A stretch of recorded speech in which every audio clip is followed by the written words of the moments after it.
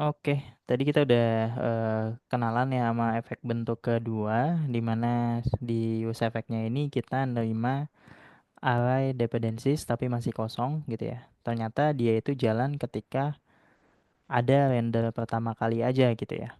Tapi ketika ada render selanjutnya, dia nggak akan jalan lagi.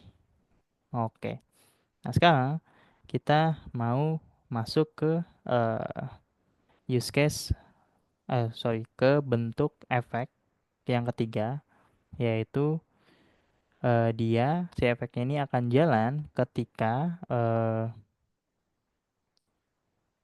ada perubahan dari dependencies-nya gitu.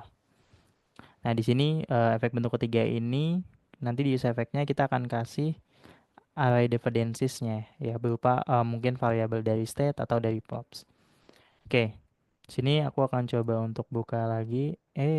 Wih, app.jsx. Wih, salah. App.jsx. Oke. Nah, di sini kita akan coba untuk bikin lagi bentuk efek yang ketiga. Oke, use effect dengan beberapa atau dengan misalnya array dependencies. Nah, oke, use effect dengan array dependencies. Nah, di sini misalnya aku mau coba bikin efeknya dulu. Use effect. Nah, oke, di sini aku bikin use effectnya dulu. Aduh, typo banget. Oke. Oke, terus lanjut kita coba konsol log efek bentuk ketiga. Nah, nah, jadi di efek bentuk ketiga ini array dependencies-nya ini nggak kosong. Kita bisa isi dengan sesuatu. Nah, cuma di sini aku cuma ada state itu cuma ada count ya, gitu ya. Kalau misalnya di sini aku coba isi count, nah kita coba lihat apa yang terjadi gitu ya. Kita refresh, dah. Ketika halaman di refresh, ternyata efek bentuk pertama, kedua, dan ketiga jalan. Oke, berarti bisa kita pahamin, ternyata efek itu mau gimana pun bentuknya, dia akan jalan ketika selesai render pertama. Nah, ini behavior yang pasti terjadi ketika teman-teman pakai efek. Dia pasti akan jalan ketika teman-teman ketika komponen yang ngerender untuk pertama kali gitu ya. Nah, di ini pasti akan jalan sih efeknya. Nah, selanjutnya adalah yang membedakan selanjutnya adalah si dependencies-nya. Kalau tadi tanpa dependencies, dia akan jalan selalu setelah setiap render selesai.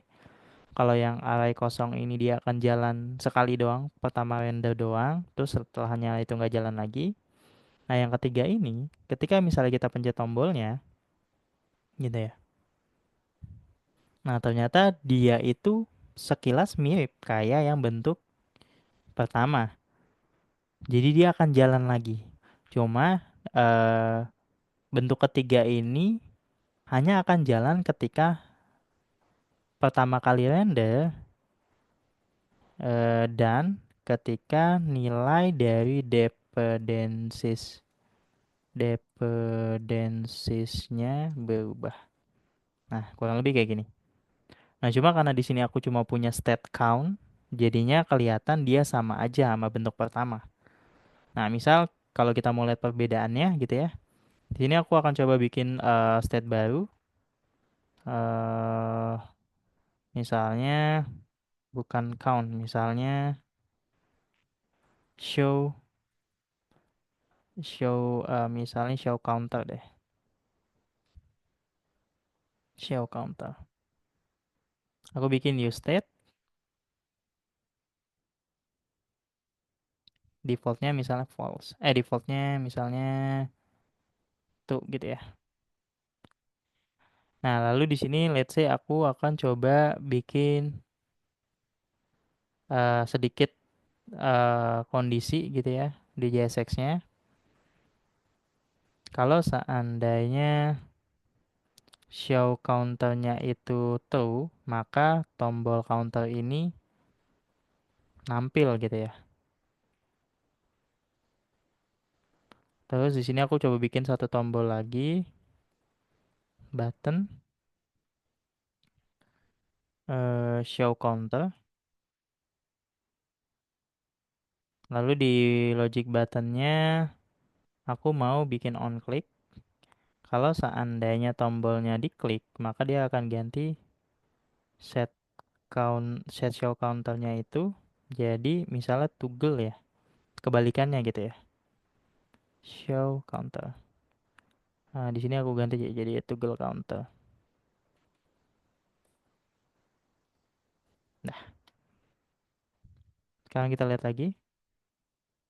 Oke, kalau kita lihat di sini efek bentuk pertama, kedua dan ketiga ini jalan aman.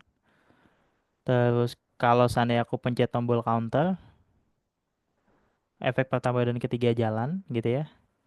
Nah, sekarang misalnya aku pencet tombol toggle counter gitu ya. Nah, berarti kan di si toggle counter ini hanya merubah, kalau kita lihat merubah state yang namanya show counter. Dan si bentuk efek ketiga ini dia bergantungnya hanya ke state yang namanya count.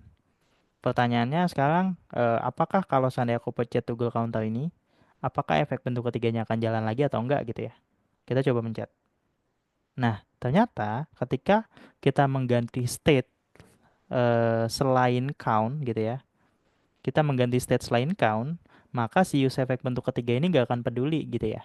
Dia hanya akan peduli kalau nilai countnya berubah gitu. Nah sekarang misalnya aku coba balikin lagi toggle counternya di sini, pencet lagi. Nah bentuk efek ketiga ini nggak akan jalan lagi gitu ya. Yang akan jalan hanya bentuk efek pertama. Nah, nah nanti ketika aku pencet tombol countnya, set, nah baru nih efek ketiganya akan jalan lagi bersamaan dengan efek pertama. Karena efek pertama kan pasti akan selalu jalan ya ketika ada perubahan. Tapi ketika aku ubahnya itu adalah misalnya si show counternya ini aku ubah lagi gitu ya nilainya. Aku toggle lagi counternya. Maka bentuk ketiga nggak akan jalan lagi. Karena bentuk ketiga ini akan berjalan ketika pertama kali render dan ketika nilai dari dependencies-nya ini berubah. Nah, dia bergantungnya ini atau dependencies-nya itu dia adalah count. Kalau count yang nggak berubah, maka dia nggak akan jalan lagi gitu. Oke, sampai di sini dari Kang Ajat ada yang ingin ditanyakan nggak?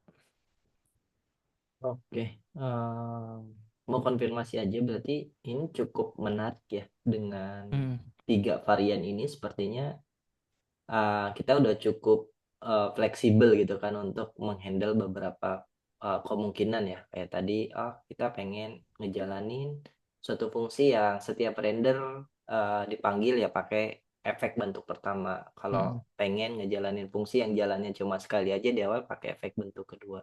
Dan kalau ingin menjalankan fungsi ketika ya suatu data atau state itu berubah gitu kan kita bisa ngelistan gitu kan di efek bentuk ketiga gitu ya Pak ya. Dan betul, ini ya cukup menarik sih yang efek bentuk ketiga ini, jadi kita bisa ya jadikan dia sebagai event listener ya untuk variabel atau state-state tertentu. betul. Oke, nah mungkin benar banget yang tadi disampaikan Kang Ajat. Jadi ya kita udah punya tiga bentuk efek yang bisa kita pakai sesuai kebutuhan. Terus untuk efek ketiga ini, dia itu bisa ngejalanin suatu logic ketika value dari dependensiesnya berubah gitu ya. Nah mungkin yang perlu dicatat adalah si dependensiesnya ini, dia itu harus berupa variabel yang reaktif. Hmm. Variabel dependencies harus berupa variabel yang reaktif. Contohnya apa sih? Contohnya state dan props. Props. Oke, Kenapa? berarti Karena kalau variabel JavaScript biasa nggak bisa ya Pak ya. betul. Jadi kalau variabel JavaScript biasa, misalnya kita bikin di sini gitu ya. Let misalnya price misalnya 100.